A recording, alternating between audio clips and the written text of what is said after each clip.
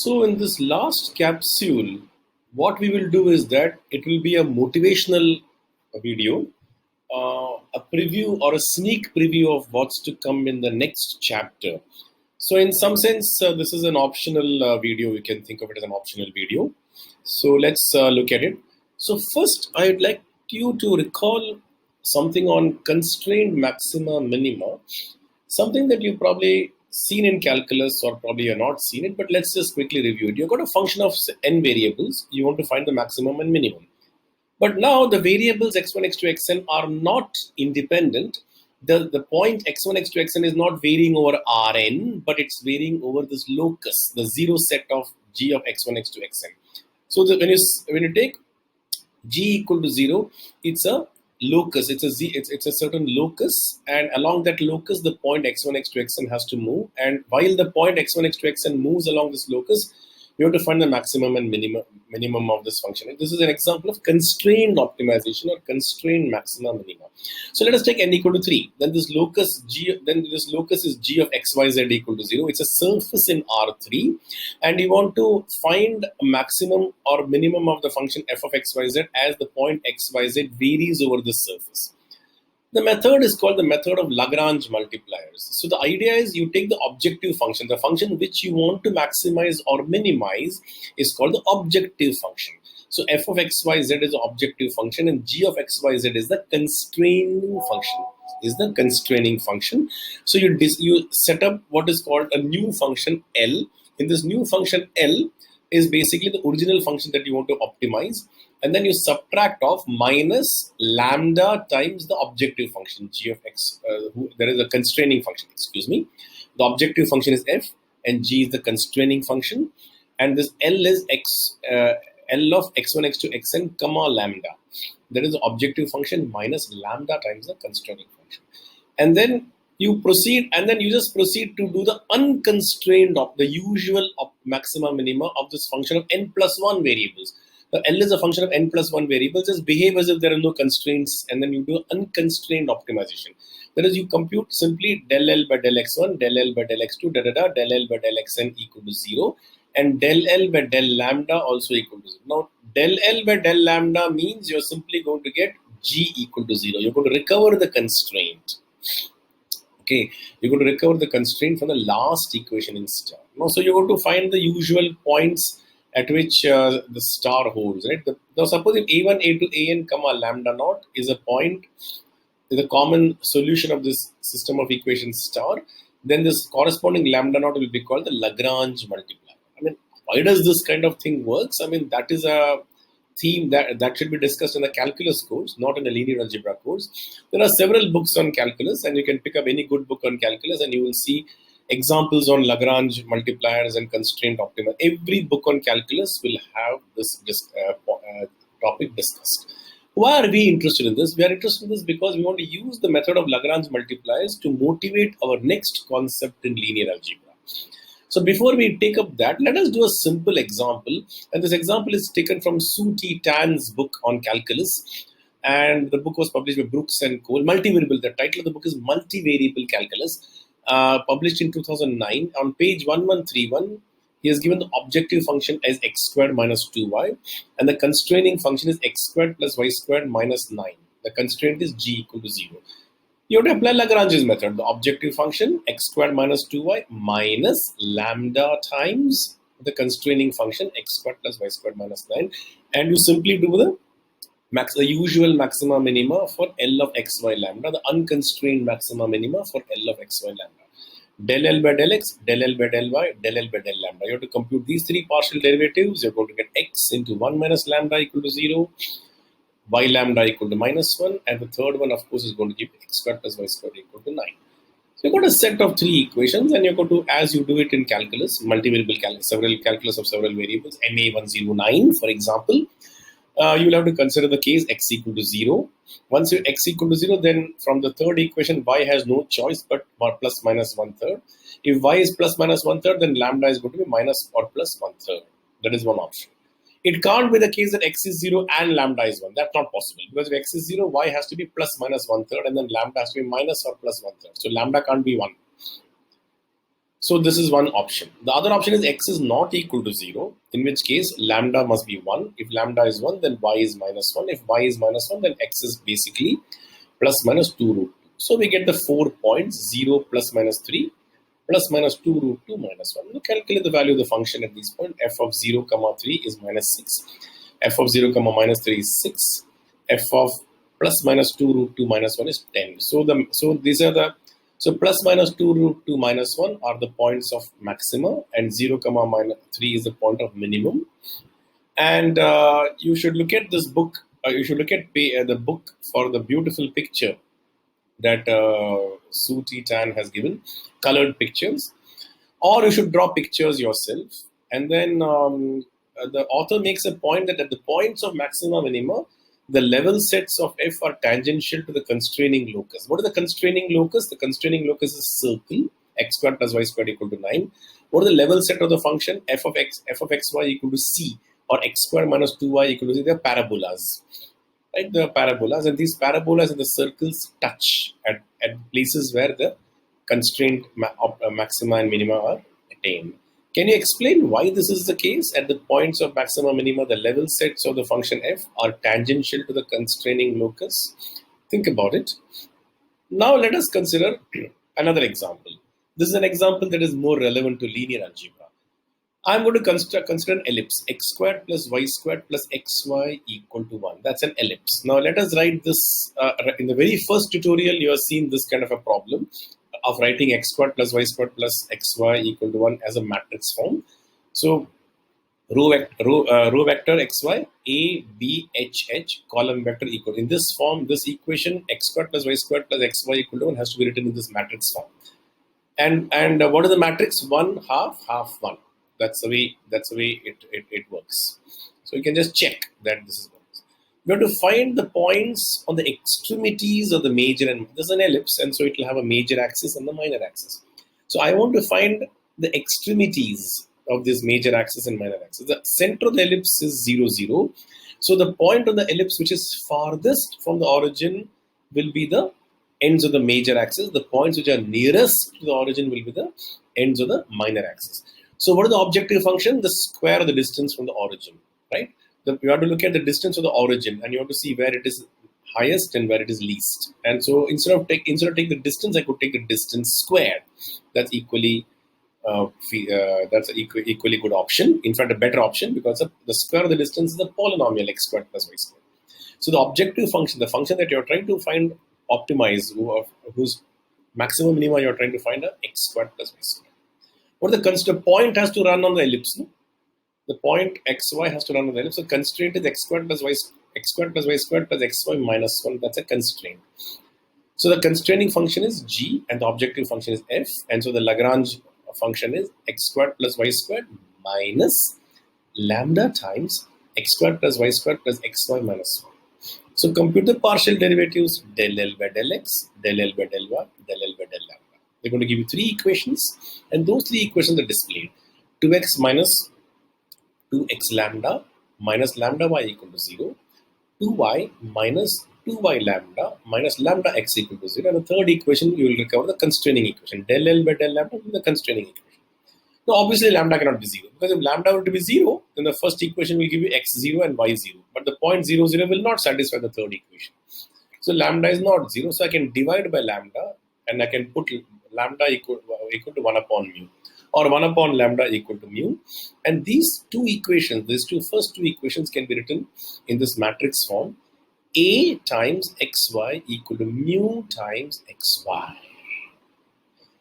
So we have now obtained the point xy where which is the extremities of the major axis or the extremities of the minor axis must satisfy this equation: a of xy equal to mu of xy. So the main point, the important, of course, you can continue the calculations, but since it's not a calculus course, this is the idea of bringing in this Lagrange multipliers is to arrive at this very important equation. The important thing here in this exercise is to arrive at this basic equation: a of xy equal to mu of xy. And remember, xy was not 0, 0. So this was This is an example. This kind of equations we are going to study in the next chapter. Okay, so that's why we brought in the Lagrange multipliers. Now, in the next, I'm going to give you one more application, and that application is to the theory of spinning top. That you have a rigid body like a spinning top, and the top is spinning, and then you have to the dynamics of the rigid body. You want to understand the dynamics of the rigid body, and let us look at the let us formulate the problem mathematically. Now, I got a rigid body, okay, and you got a fixed point on the rigid body inside the rigid body, and you got a line passing through this fixed point. I'm going to call this fixed point the origin, and I got a line, and I'm going to rotate, the rigid body. The rigid body is going to spin about a about an axis passing through one of the points. Here in this example, the spinning top, the point is the tip of the spinning top, and it's going to rotate at a constant angular speed, and the angular velocity vector is omega, and its magnitude is 1. So now the question that we have to answer is how to select this line. How to select this line in such a way that the kinetic energy is maximized or minimized. Remember that the speed is constant. The direction of the angular velocity can change. The direction of the axis can be changed. That's your choice. The speed is fixed as a unit vector. And now I want to find I want to select the axis of rotation so that the kinetic energy is either maximized or minimized. So how to do this? Now we know how to proceed. You fix a coordinate system fixed at the origin, and you have A11, A22, A33 are the moments of inertia with respect to the coordinate axis. A12, A13, A23 are the products of inertia, or A12 will be A21, A13 will be A31, A23 will be A32, with the three products of inertia. Three moments of inertia, three products of inertia. They will together give you a symmetric matrix. A11, A12, A13, A21, A22, A23, A31, A32, A33. This is a real symmetric matrix, and I will call it the inertia matrix. Physics books call it the inertia tensor, but I shall not do so because explaining to you what a tensor means is going to take a long time, and it will take us far away from the main topic of this course. So it's called, just want to tell you that it's also known as inertia tensor. So it's a moment of inertia matrix. The moment of inertia matrix. Now, omega is an angular velocity vector, it's a column vector. So omega transpose A omega is twice the rotational kinetic energy. That is a fact that from physics we will accept it. So our problem is now to maximize and minimize omega transpose A omega, subject to what constraint? Remember that the speed must be 1. So mod omega squared minus 1. That's the constraining function G. That's the constraining function G. Okay. So we have to set up the Lagrange. We have to use the method of Lagrange multipliers. L of omega lambda, or the objective function omega transpose A omega, or the constraint mod omega squared minus 1. So omega transpose A omega minus lambda times mod omega squared minus 1. And then you calculate del L by del omega 1, del L by del omega 2, del L by del omega 3, del L by del lambda. Do you know del L by del lambda is going to give you back the constraining equation omega squared mod omega squared equal to 1. So let us calculate del L by del omega 1. Do the calculation. It's a simple quadratic form. Omega transpose A omega, write it out completely, 6 terms, and do the differentiation. You're going to get 2 omega 1 A11 plus 2 omega 2 A12 plus 2 omega 3 A13 minus 2 omega 1 lambda. 2 should be cancelled out throughout. And similarly, we get 2 more equations. Now, these 3 equations together can be written in matrix form, right? A times omega 1, omega 2, omega 3 equal to lambda times omega 1, omega 2, omega 3. Again, we have got the same type of equation, A V equal to lambda V. So this appearance of this AV equal to lambda V combination is quite, so we have seen 2 very dissimilar examples, one from geometry and one from physics. They both gave rise to the same type of problem in linear algebra. So this motivates the title of the next chapter. The title of the next chapter is Eigenvalues and Eigenvectors. So what is an eigenvalue and what is an eigenvector? I mean, detail we'll be doing in next chapter, but just as I said, this is a preview, just a sneak preview of what is going to appear in the next chapter. Given an n cross n matrix A, we say that the vector V not equal to, remember it's a unit vector here, so it's a not a zero vector. A non-zero vector is called an eigenvector of A if AV equal to lambda V, and the lambda is called the corresponding eigenvalue. The word, a loose translation of eigen is characteristic. The eigen is a German word. Eigenschaften, for example, mean characteristics or properties, for example. So very loose translation, but some people don't like it. So Halmos, for example, will never use the word eigenvalue. He calls it proper values. And other books will call it characteristic values. And most modern books have accepted this hybrid word, half German, half English. They all use the word eigenvalue.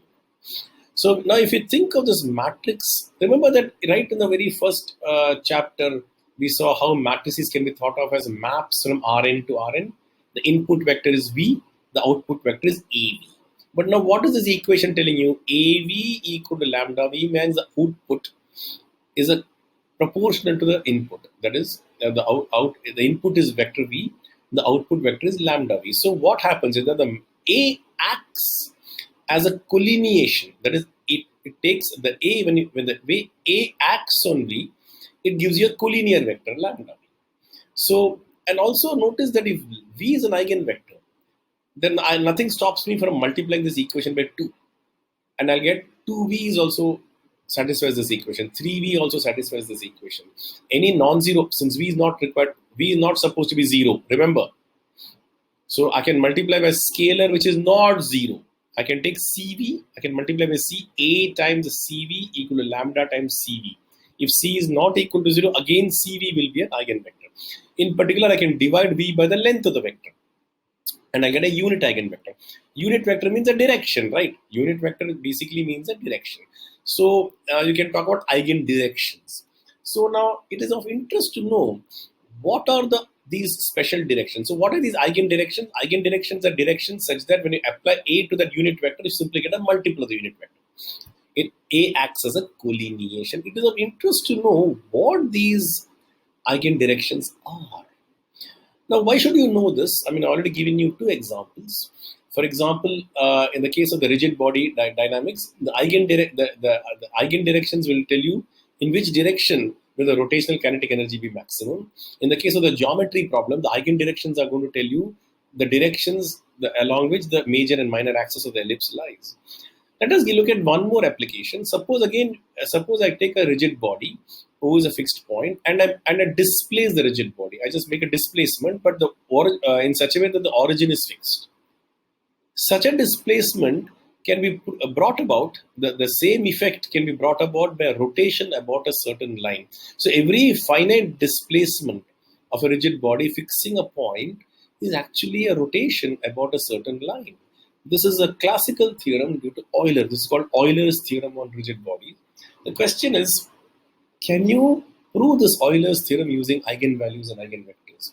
The displacement is a rigid body displacement, right? Distances are preserved.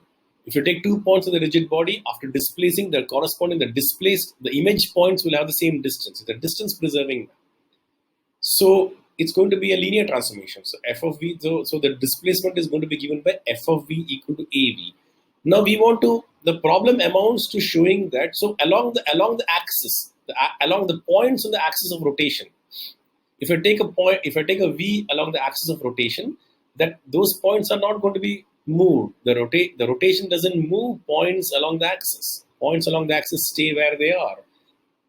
So those points satisfy AV equal to V. The lambda, the eigenvalue is 1 in this case. The factor of collineation must be 1. The eigenvalue is 1. And so the problem amounts to showing that A has an eigenvector. And since it's a rigid body displacement, distances are preserved, and so the lambda must be 1.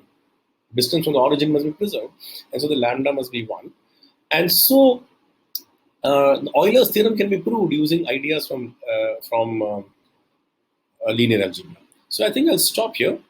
I'll stop this lecture here, and thank you.